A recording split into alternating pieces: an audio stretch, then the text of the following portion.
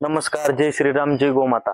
Bhubaneswar गोशाळेच्या YouTube channel मध्ये आपलं सर्वांचं स्वागत आहे. आपल्या भुवनेश्वर गोशाळेतील देवकी नावाच्या गोमातेला या ठिकाणी वासरू झालेला व्हिडिओ तुम्ही काल तुम्हाला सर्वांना आपल्या चॅनलच्या द्वारे सर्वांना पाठवला होता आणि त्यामध्ये सर्वांनी भरभरून प्रतिसाद दिला. सर्वांनी व्हिडिओ पाहिला.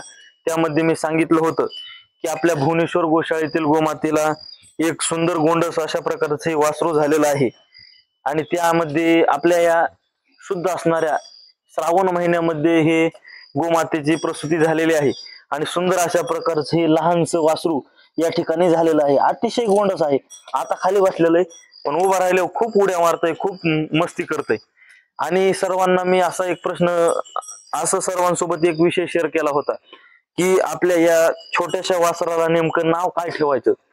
असं तुम्हाला काय नाव सुचतंय सर्वांनी आपल्या कमेंट मध्ये सांगा. हे आपण या ठिकाणी सांगितलं होतं. मग त्यासाठी बऱ्याच गोभक्तांनी आपल्याला या ठिकाणी नाव सुचवले आहेत. या ठिकाणी रामेश्वर जगताप यांनी सांगितलेलं आहे की रामा हे नाव ठेवा. अजून एका व्यक्तीने सांगितलेले नामदेव हे नाव ठेवा. शुभम वाकडे यांनी सांगितलेलं आहे की नंदू ठेवा आणि एका अमृता कुटे या यांनी सांगितलेलं आहे की श्रावण हे नाव या ठिकाणी आपल्या बालकाला ठेवा. मित्रांनो, सर्वात सुंदर या 7-8 नावांपैकी सर्वात सुंदर आपल्याला श्रावण हे या ठिकाणी नाव आवडलेलं आहे. कारण श्रावण महिन्यामध्ये या वासराचा जन्म झालेला आहे.